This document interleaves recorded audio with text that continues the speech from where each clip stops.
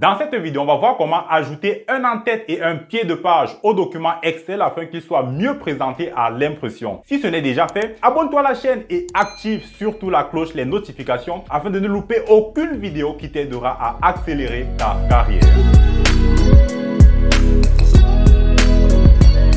Lorsqu'on ne sait pas comment s'y prendre, ça peut devenir rapidement compliqué de pouvoir justement mieux présenter ces documents à l'impression et d'avoir ainsi tellement de mal à inscrire un en-tête et un pied de page au document. On va voir que dans cette vidéo, il y a différentes possibilités offertes par Excel. Pas du tout compliqué, hein? Tout le monde peut y arriver. Je t'invite d'ailleurs à ouvrir un classeur Excel et puis on va travailler tous ensemble. Donc, je suis sûr que vous savez déjà réaliser un aperçu avant impression. On va cliquer sur cette icône d'aperçu avant impression et ici juste en dessous vous avez la ligne mise en page. Si vous cliquez dessus, vous allez voir qu'il y a une fenêtre qui va s'ouvrir et qui vous donne ici la possibilité d'ajouter un en-tête ou alors un pied de page. En-tête personnalisé en 3 éléments, partie de gauche, partie centrale et partie de droite, et puis pied de page personnalisé. Alors on va sortir d'ici et puis revenir sur le menu accueil. Il y a donc la deuxième possibilité qui existe également qui permet d'ajouter un en-tête et un pied de page. Vous pouvez venir sur le menu mise en page et puis sur cette partie de mise en page, vous allez prendre ce coin inférieur droit qui vous donne justement accès à la même fenêtre que nous étions en train de visualiser il y a un instant et qui vous donne ici la possibilité de changer ou d'ajouter tout simplement un en-tête et un pied de page. Mais la troisième option que moi je trouve particulièrement agréable parce que ça permet en même temps de visualiser le résultat de l'en-tête que vous ajoutez à votre document, de visualiser le résultat du pied de page que vous ajoutez à votre document. Donc cette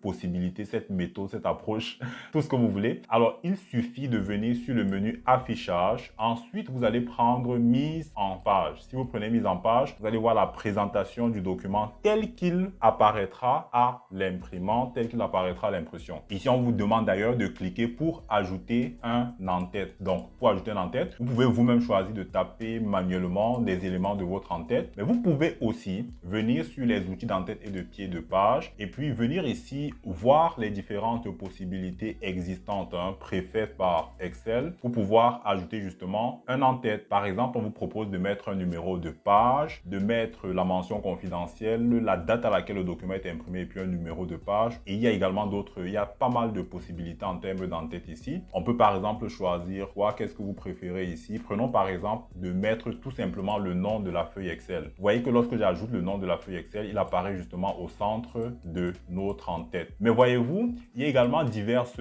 possibilités. On peut par exemple choisir d'ajouter tout simplement un numéro de page. Bon, je vais effacer ça. Ou encore d'ajouter un nombre de pages, la date de l'impression du document, l'heure, le chemin d'accès, le nom de fichier, etc., etc. Mais on a également la possibilité d'ajouter même une image. Et là, ça fait penser à quoi? Ça fait penser au logo de la société. Vous pouvez justement choisir d'ajouter le logo de votre entreprise et d'aller tout simplement dans votre ordinateur, sélectionner le dossier comprenant ce logo. Et puis vous allez voir que si je clique justement en dehors de cet espace réservé au logo, le logo va s'afficher juste là. Sauf que mon logo, il est plutôt grossier parce qu'il affiche justement l'image originale. Pour corriger ça, je vais venir toujours sur les outils d'en-tête. Je vais prendre la mise en forme de l'image et puis je vais réduire l'échelle de la hauteur. Si vous conservez le rapport hauteur-largeur, ça vous permet de réduire justement la taille de votre image en gardant les mêmes proportions d'auteur et de largeur. Mettons par exemple 15%. Je pense qu'avec 15% dans un document Excel, ce sera mieux présenté. Donc si je clique à l'extérieur, vous allez justement voir que j'ai mon logo qui s'affiche nettement mieux que précédemment. On peut également choisir d'enlever l'image et de mettre tout autre chose, de mettre directement le nom, n'est-ce pas, de la société. Je vais taper vidéo de compta.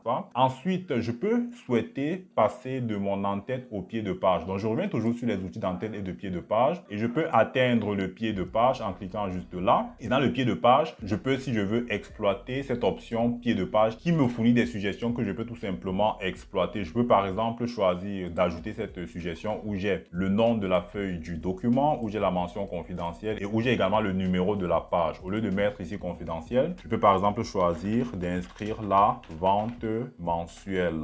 Et puis ici, en plus d'avoir le numéro de page, je peux choisir également d'avoir le le numéro de page comparé au nombre total de pages du document. Je mets donc une barre et puis je vais venir choisir ici d'ajouter le nombre de pages. Voilà. Ce qui fait qu'à l'impression, on aura ici page 1 sur 2, tout dépendant du nombre de pages de votre document Excel. Si on a 10 pages, il mettra là page 1 sur 10, ainsi de suite, ainsi de suite. Donc, nous avons vu ensemble comment ajouter un en-tête, comment ajouter également un pied de page. Il se trouve maintenant que dans mon document qui compte plusieurs feuilles, d'autres feuilles n'ont ni en-tête ni pied de page. Si on vient par exemple sur l'aperçu avant impression, vous allez voir que cette feuille n'a pas du tout d'en-tête ni de pied de page. Si on vient sur cette troisième feuille, je regarde l'aperçu avant impression, il n'y a ni en-tête ni pied de page. Et je voudrais comme cela reproduire le même en-tête et puis le même pied de page. Est-ce qu'on va devoir reprendre le même boulot? Ben non, parce que cela nous prendrait tellement de temps. Pourtant, Excel nous offre la possibilité de copier le travail qu'on vient de faire sur d'autres pages de manière automatique. Comment est-ce qu'on va faire ça? Il suffit de sélectionner en plus de la feuille initiale sur laquelle j'ai déjà ajouté un en-tête et un pied de page, de la sélectionner avec les autres feuilles. Il suffit d'appuyer sur la touche CTRL en sélectionnant les autres feuilles